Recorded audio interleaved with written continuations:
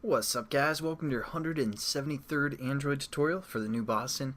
And what we're going to do in this tutorial is kind of the same thing that we did in the last tutorial, except instead of working with vertices, we're going to be working with indexes. So what we're going to do is we're going to set up a private, instead of a float array, we're going to set up a private short array. That's going to basically hold our indexes or specific points. So we're just going to call this point index array or list. What we're going to set this equal to is basically we have 3 points, so we're just going to say 0, 1, and 2. Now we have to set up a buffer for our index points. And again, I know right now you guys might be lost about what we're doing, but it will wrap together and tie together, and you'll see it, what we have done, and everything will, for the most part, make sense. But what we're going to do is we're going to set up a private short buffer instead of a float buffer, since we're working with a short list. So we're going to say private short buffer. We're going to call this our point buffer, something like that. And then again, we're just going to add our imports. And now again, within our triangle constructor, we're going to set up our short buffer for the most part to relate to our indexes.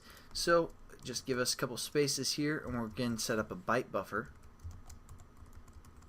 Call this our point byte buffer, or point B for byte and buff, something like that. And we're going to say again, relate to the byte buffer class.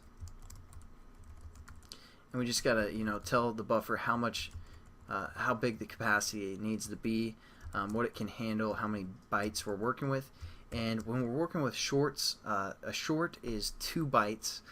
So as a float was 4 bytes, all we're going to do is relate to our list of our index list, get the length of that, and then times it by 2.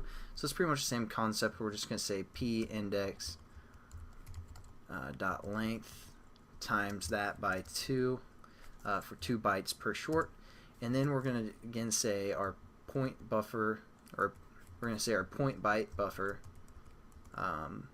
set it to native order, again just by referring to the byte order and saying dot native order.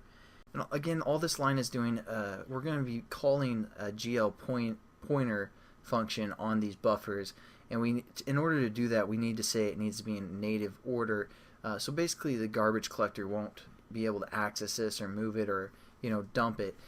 So that's what we need to set up this native order code, and that's all that's doing is relating to, again, the byte buffer that we set up.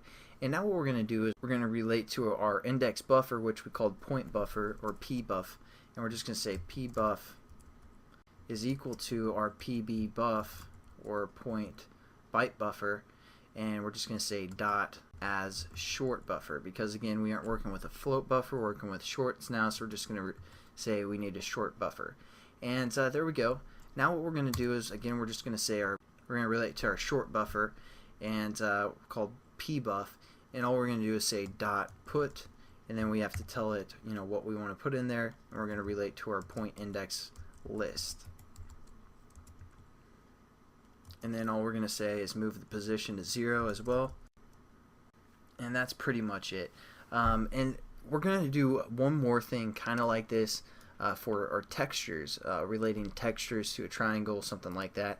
But we'll get to that in, again, probably a few tutorials, so you guys actually can see what these are doing when we get into the code, and then we'll come back and maybe do like a texture one if we have time, and then you guys can, the next time we go through this type of thing, you'll understand everything that's going on, why we set up these buffers and all that good stuff.